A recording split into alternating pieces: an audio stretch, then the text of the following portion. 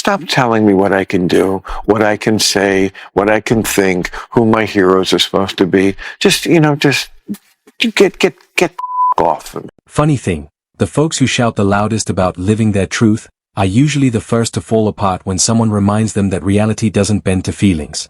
That exact scenario played out when Bill Maher joined Drew Barrymore on her Club Random podcast. What started as Drew offering him a warm compliment quickly shifted into a brutal lesson on how fragile woke catchphrases sound when tested against actual logic. Now, to be fair, Drew Barrymore isn't out there leading some woke crusade. She's not malicious.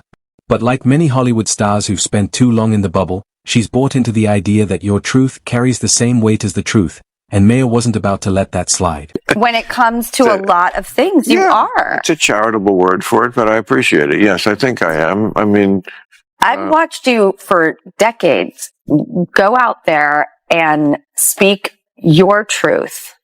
Yeah. I don't think there is anything that exists of the truth. You've heard it before, maybe in class, maybe at the office, maybe scrolling through TikTok. Someone says something ridiculous, you push back with facts, and suddenly they retreat into that tired line, well, that's your truth. I'm living mine. Sounds poetic on the surface, but really, it's just a lazy way to dodge reality. Bill Maher wasn't having it. When Drew Barrymore praised him for speaking his truth for decades, Maher shut it down instantly. He looked her straight in the eye and dropped the hammer. There's no your truth. There's just the truth. One line. Conversation over. Very hard to be the one on either side to ever proclaim you know what it is. That is a dangerous thing to do. We always need to hear, because we don't know. We're not God. No. Right. No. But it does exist, the truth. Not everything is just your truth. I mean, your truth has become sort of like code word for just whatever I feel like.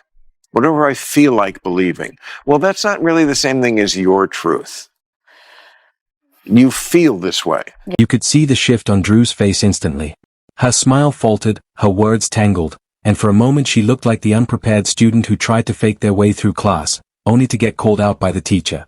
Brutal, and that's exactly why this moment landed so hard.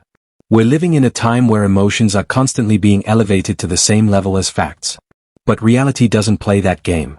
Gravity doesn't pause because your feelings are hurt. If you trip, you're hitting the ground. End of story. Truth isn't something you can bargain with.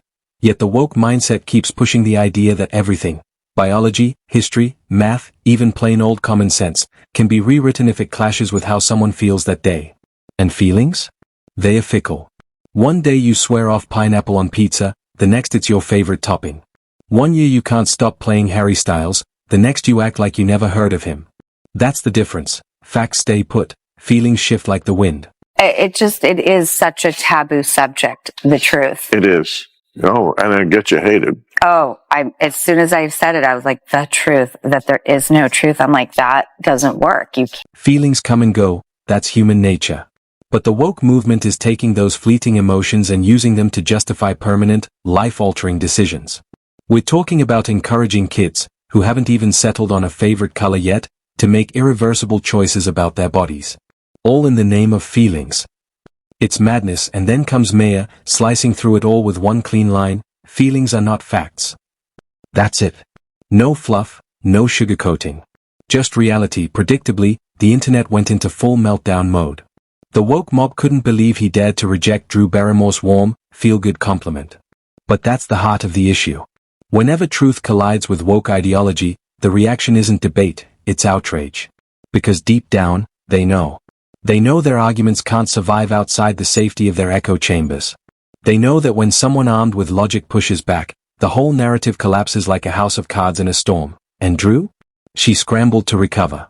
She started musing about how truth is dangerous, how nobody can really own it, how it's almost taboo to even claim it. A textbook retreat. When the ground gives way, start talking in circles. You were doing this before it was so dangerous. Still dangerous. And it is just way too dangerous now. Yeah. But you're still doing it. It's slightly less dangerous than it was 2 years ago because we did have a vibe change and because the Democrats lost so badly. Rather than just admit she'd been caught out, Drew leaned into ambiguity, cloaking herself in vague, philosophical musings. But Maher didn't let it slide.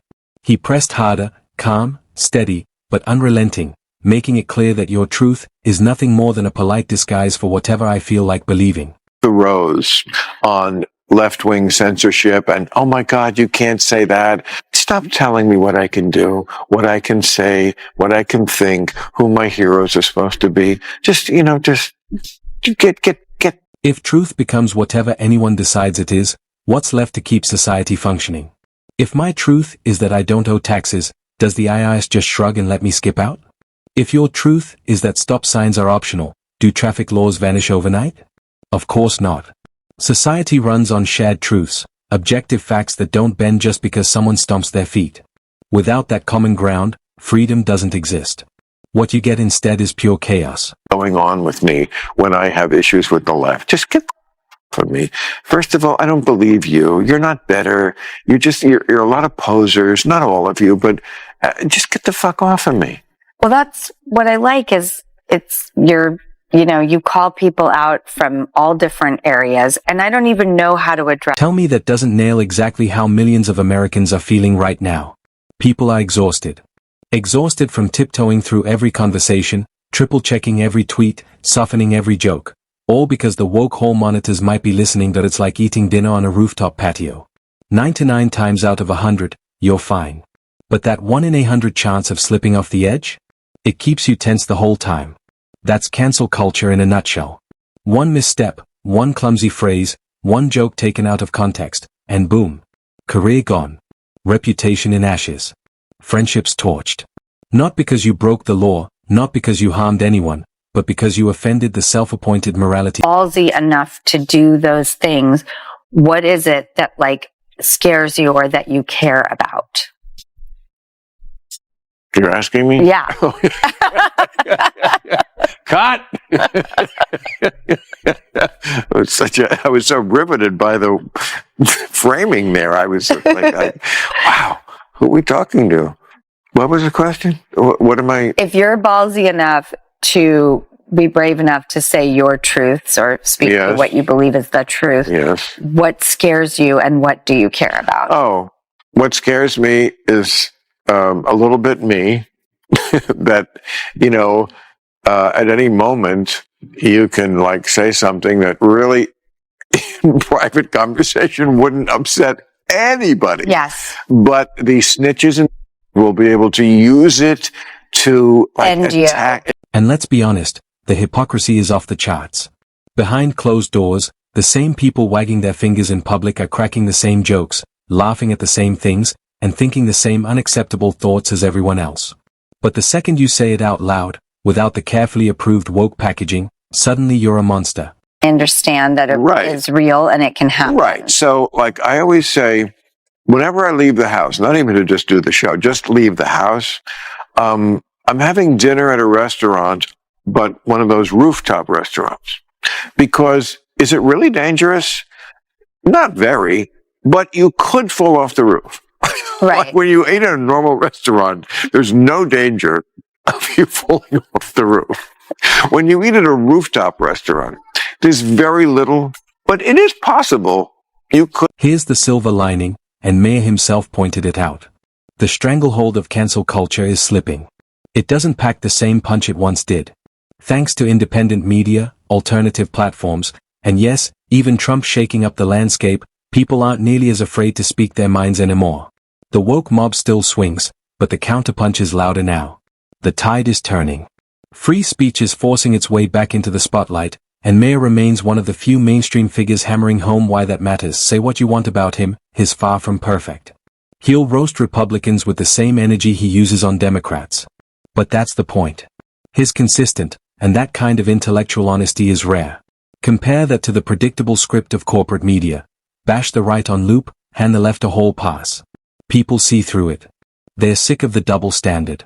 And that's why, even though the woke mob despises him, audiences keep showing up for Maher. Next voice, next voice. It's like this. When you eat at a regular restaurant, there's no chance of tumbling off the roof. At a rooftop spot, the odds are tiny, but they're still there. That lingering risk changes the way you feel the whole time. That's exactly how cancel culture operated. It wasn't that everyone was getting cancelled every day, but the looming possibility kept people anxious, cautious, and afraid to speak openly. So here's the real question. Are we finally ready to stop pretending? Are we ready to admit that free speech, hard truth, and objective facts matter more than protecting fragile feelings? Because if Maher's exchange with Barrymore showed us anything, it's this. People are starving for honesty.